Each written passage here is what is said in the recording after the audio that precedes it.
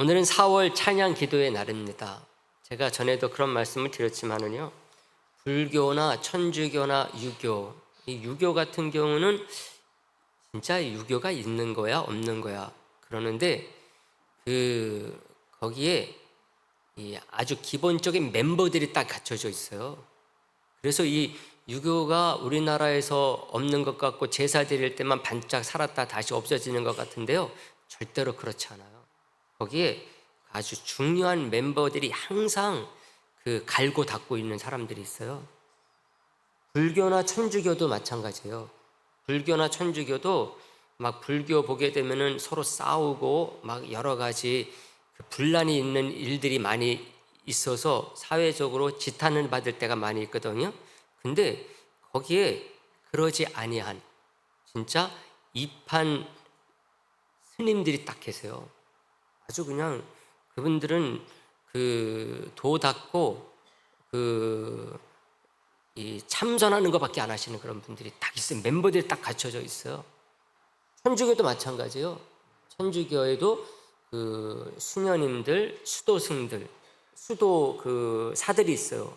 그래서 이분들은 정말 천주교 신부들 성적으로 타락하고 부패한 얘기들이 심심치 않게 터져 나오거든요. 근데 그런 가운데서도 그런 중요 멤버들이 있어가지고 다시 그들이 새롭게 출발하는 그런 핵심 멤버들이 있습니다. 근데 우리 개신교 같은 경우는 수도사도 없죠, 수녀도 없죠, 유생들도 없죠. 그게 우리 개신교예요. 개신교는 그런 분들이 따로 있지 않아요. 우리 개신교는 전부가 제자이면서 전부가 사도예요. 아주 참 말은 너무나 거창한데 어떤 면에서 우리가 정신을 차리지 않으면은 이것도 저것도 아닌 게 그렇게 돼버릴 수가 있어요. 근데 중요한 거는 바로 저와 여러분들이 제자이면서 사도이기도 하다는 것이죠. 이게 아주 중요한 부분이라고 할 수가 있습니다. 저와 여러분들은 그냥 평범한 생활인이기도 하지만은 저와 여러분들은 그런 이판승, 또 수도사, 수녀, 이런 분들 따라갈 수 없는 참된 기도의, 그리고 주님의 제자 중에 제자, 사도 중에 사도, 그런 바로 성도와 교회가 저와 여러분들이다 하는 것입니다. 그래서 이 기도의 시간이 너무나 소중하다고 할 수가 있어요. 평상시에 보게 되면 다 이 생활 속에, 삶의 현장 속에 흩어져 있기 때문에 이 개신교인들이 정말 정신 차리고 예배를 드리고 기도하고 전도하는 사람들인가 하지만은 그게 아니라니까요. 그 분들이 또 이제 유사시에는 정말 그 어떤 누구도 감당하지 못하는 그런 멋진 그런 신앙인으로서 제자가 되고 사도가 되는 모습들을 보여준 게 기독교 역사라고 할 수가 있습니다. 왜 여러분들 우리 나라 교회 초기에 많은 순교자들이 많이 있었습니까? 그 순교자들 가운데서 특별히 어떤 수녀 같은 수도사나 그런 수도승들, 그런 데서 나온 게 아니에요. 그냥 성도들, 집사님들, 장로님들, 그냥 목사님들, 그런 분들 속에서 그런 분들이 다 나왔어요.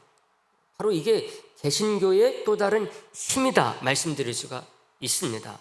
그러니 저와 여러분들이 또한 기도자 중에 기도자요, 저와 여러분들이 그 어떤 누구도 감당할 수 없는 제자 중에 제자요, 사도 중에 사도라고 하는 것을 꼭 믿을 수 있게 되기를 간절히 소망을 하겠습니다.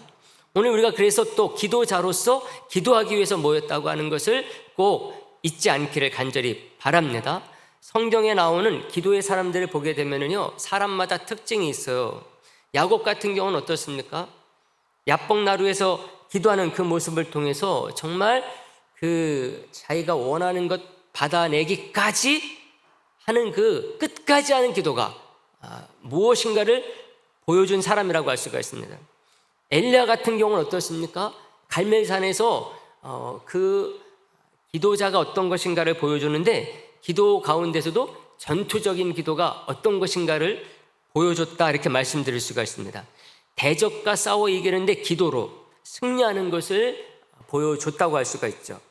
바울과 같은 것은 또 어떻습니까? 항상 쉬지 않고 범사에 기도하는 것, 이게 얼마나 중요한 기도자의 자세인가를 딱 보여준다는 것이죠. 예수님은 또 어떤 기도자의 모습을 보여줬어요? 예수님은 하나님과의 영적인 깊은 대화, 교제가 무엇인가를 알게 해주신다는 것이죠. 그래서 예수님이 겟세마네에서 마지막 한 그 기도를 보게 되면은 하나님과 깊은 교제 가운데 자기의 뜻을 내려놓고 하나님의 뜻을 딱 받들어드리는 그런 기도가 무엇인가를 딱 보여주지 않습니까? 그런 면에서 다윗을 통해서 우리가 배울 수 있는 기도의 그 모습은 뭔가 하면은 인내하고 견디는 기도가 무엇인가를 딱 알려준다고 하는 것입니다. 우리가 일상 생활인으로 살아가는 사람들에게 있어서 이 엘리야나 야곱이나 바울 이런 기도의 자의 모습을 배우는 것도 중요하지만은요, 이 바울의 오늘 이 말씀 속에 나오는 기도자의 모습을 우리가 배우는 것 꼭 필요하다고 믿습니다. 다윗의 시대를 보게 되면은 왕으로서 나라를 통치하는 데 있어서요, 날마다 부딪히는 그 대적 원수들을 어떻게 견뎌내고 그것을 초월해서 주신 사명을 감당해냈느냐, 이것을 알게 해줍니다. 오늘 본문에서 바로 그것을 잘 보여주기도 하는데요, 오늘 본문 1절 말씀에 보게 되면 이렇게 되어 있어요. 1절 말씀 다 같이 보겠습니다. 다 같이 시작. 여호와여, 나의 대적이 어찌. 아멘. 우리는 다윗의 일상생활, 다윗이 날마다 어떻게 일어나서 잘 때까지 무슨 일을 어떻게 했는지 구체적으로 그 타임테이블은 알 수 없죠. 그러나 다윗의 여러 가지 그 여러 개의 시들을 통해서 나타나고 있는 이 왕궁 내 자기가 이제 통치하고 있는 이 이스라엘 가운데서도 예루살렘 성 그 왕궁에서 신하들과의 관계가 어땠는가, 이것을 보게 되면은 다윗의 일상의 삶의 한 부분을 알 수가 있습니다. 여러분, 다윗에게 어떤 안 좋은 일이 생긴다 그러면은요, 이 사람들 그 가까이 있는 그의 대적자들, 자기들의 다윗의 신하들이라고 할 수가 있어요. 그들은 다윗을 위로하는 게 아니었어요. 보이지 않는 곳에서 자기들끼리 속삭이면서 소문을 내죠. 다윗이 하나님의 버림을 받아서 이번에 그런 일을 당한 거야, 이런 소문을 막 내는 거죠. 오죽하면 하나님이 그런 일을 당하도록 내버려 뒀을까? 뒷말들을 하고 다니는 것입니다.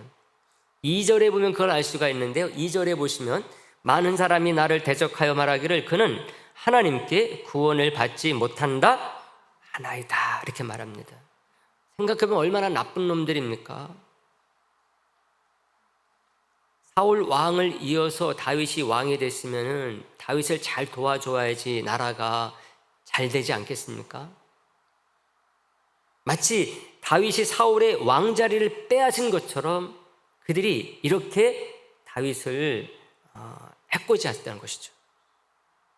여러분, 사울은요, 그 아들들과 전쟁터에 나갔다가 죽은 것뿐이에요. 다윗과 싸우다 죽은 게 아니에요. 다윗이 죽은 게 아니에요. 사울과 세 아들들은 블레셋과 싸우다가 길보아 산에서 죽었어요. 전사한 거죠. 어떤 면에서 그동안 사울이 해온 짓을 생각한다고 한다면은 그래도 하나님께서 사울을 명예롭고 죽게 한 것입니다. 나라를 위해서 적과 싸우다 죽었으니까 그 얼마나 명예로운 전사입니까?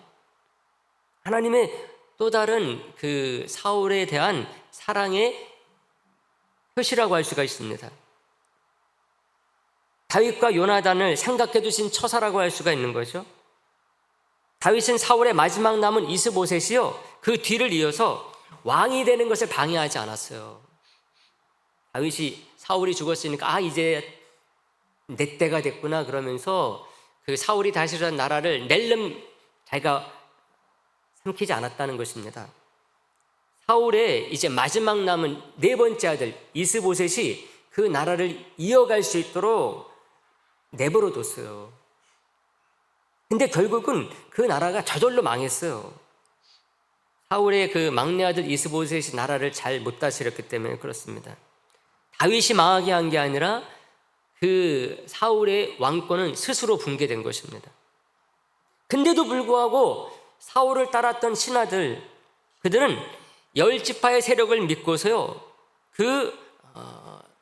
다윗에 대해서 못살게 구는 것을 중단하지 않았습니다. 다윗이 이제 나중에 할 수 없이 그 2개의 지파, 유다 지파와 베냐민 지파로 헤브론에서 다스리고 있었는데, 이제 그 나머지 10지파를 중심으로 해서 이루어져 있었던 그 사울 왕의 막내 아들 이스보셋의 그 나라를 다윗이 함께 합해가지고 다스릴 수밖에 없었거든요. 그 나라가 스스로 이제 왕권이 무너졌으니까는 왕이 없는 나라가 돼버렸잖아요. 그래서 어쩔 수 없이 이제 거기까지 합쳐가지고 나라를 다스리게 된 거예요. 어떤 면에서는 다윗이 그들에게 있어서는 그 은인이라고 할 수가 있는 거죠. 그 위태로운 나라를 다시 재결합해서 나아갈 수 있도록 해줬으니까. 근데도 불구하고 이 사람들은 다윗이 사울의 왕위를 빼앗은 것처럼 끝까지 비방을 했어요. 그것을 우리는 아비가일의 남편 나발의 말을 통해서 확인을 합니다. 그런 것들이 그 이스라엘 사회, 특히 그 10지파 북이스라엘 사회 속에 퍼져 있었다는 것을 알 수가 있어요. 사무엘상 25장 10절에 보게 되면 나발이 다윗의 사환들에게 대답하여 이르되 다윗은 누구며 이새의 아들은 누구냐? 요즘에 각기 주인에게서 억지로 떠나는 종이 많도다, 이렇게 얘기를 하고 있어요. 다윗에 대해서 지금 얼마나 모함된 얘기들이 떠돌고 있는가를 이것을 통해서 알 수가 있거든요. 이런 상황 속에서 다윗은 왕이 된 후에 그런 이유로 사울 때부터 있었던 그런 사울의 신하들, 다윗을 보이는 데서는 왕처럼 대접했다가 보이지 않는 곳에서 온갖 말들을 하고 또 분란을 만들고 나쁜 여론을 조성하는 이런 사람들, 이런 신하들을요 내치거나 죽이거나 한 일이 없어요. 여러분들이 다윗에 대한 성경 말씀을 보게 되면 그걸 확인할 수가 있습니다. 물론 이제 우리야라는 사람이 있었죠. 근데 우리야는 다윗의 원래 신하예요. 사울의 신하가 아니라. 다윗이 이런 사울의 신하 가운데 자기에 대해서 지금 오늘 본문 1절부터 보게 되면은 자기의 대적이 많다 그랬잖아요. 이 말은 뭐 주위에 있었던 블레셋 족속, 모압 족속, 암몬 족속, 이런 족속들을, 외부 족속을 말하는 게 아니에요. 내부에 있는 그런 대적들을 말하는 것이거든요. 그들을 다윗은 죽인 적이 없어요. 너 사울 따랐던 신하지? 너 지금 나에 대해서 못된 짓 하고 돌아다닌다 그러는데 죽여버리겠어, 이러지 않았어요. 누구 시켜가지고 죽이고 그러지 않았어요. 이것을 보면 다윗이 하나님께 그들 때문에 괴로움을 토로하고 억울함을 아주 털어놓긴 했지만은 그게 이제 오늘 3편이라고 할 수가 있는데 이런 시들이 많아요. 하나님 앞에 털어놓긴 했지만은 그렇다고 자기의 사적인 감정 때문에 그들을 해하거나 제거하지 않았어요.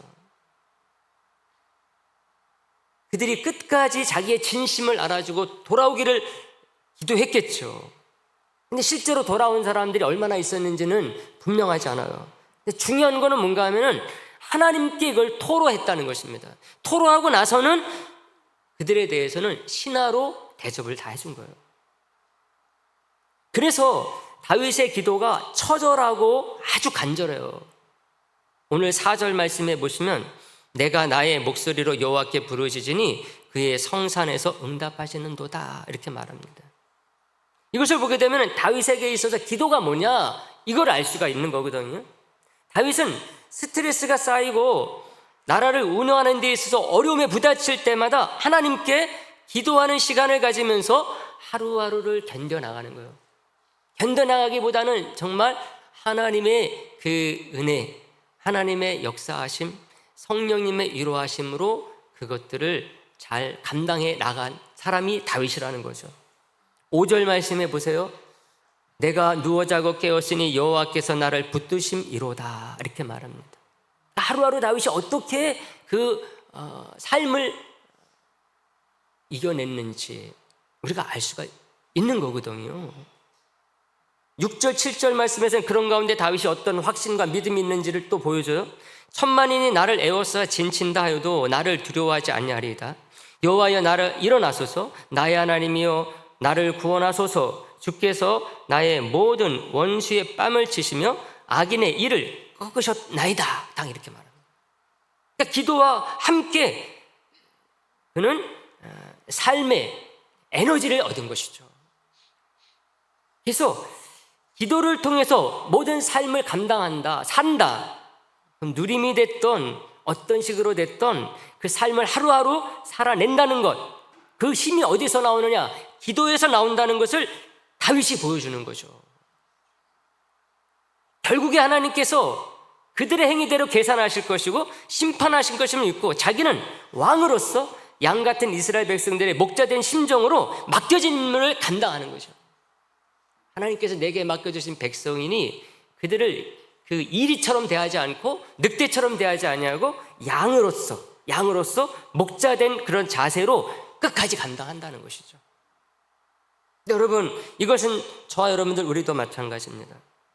우리가 더욱 든든한 기도자가 된다는 것은 다른 게 아니죠. 삶의 문제들이 내가 원하는 대로 해결이 안 되고 하나님의 때가 되기까지 우리가 기다리면서 기도한다는 것, 이것을 보여준다고 할 수가 있습니다. 교회 생활도 그렇지만 우리 사회 생활이 얼마나 힘듭니까? 직장 생활, 사업하는 데 있어서 마음에 안 드는 사람 얼마나 많이 만나요? 그걸 우리들이 어떻게 하루하루 제대로 감당할 수 있느냐? 인간적인 어떤 인내심을 가지고 감당한다. 이건 한계가 너무나 분명하잖아요. 세상적인 어떤 무엇인가를 가지고 감당한다. 오늘날 많은 사람들이 그러다가 이 사회가, 세상이 더 힘들어지고 있잖아요. 바로 인내하고 견디는 믿음의 기도가 우리에게 있어야 되겠다는 것입니다. 오늘날 여러분들 과학기술이 얼마나 많이 발전했습니까?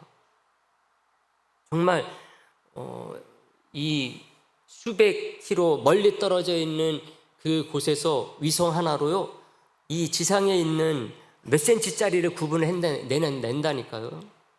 이게 오늘날 인간이 만들어낸 과학 혁명이라고 할 수가 있어요. 제가 그거 이렇게 보면서 무슨 생각했는가 하면은, 야, 인간도 이렇게 수백 킬로 떨어져 있는 몇 센치 안 되는 것들을 구분해낼 수 있는데 하나님께서 정말 우리의 아무리 작은 것이라 할지라도 은밀한 숨겨진 것일지라 할지라도 하나님께서 그걸 다 모르실까?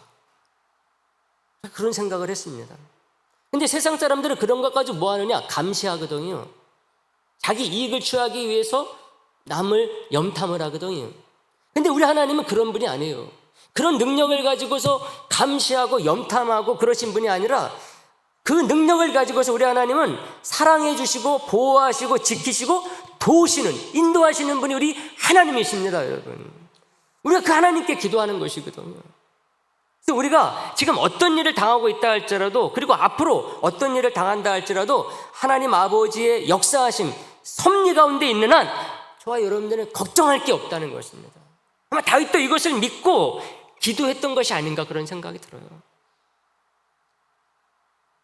기도 가운데 우리가 주님을 만나고 그 음성을 들으면서 그 인도하신 가운데 있는 한 우리는 그 어떤 일이라도 감당할 수 있는 성도와 교회가 될 수 있다는 것입니다.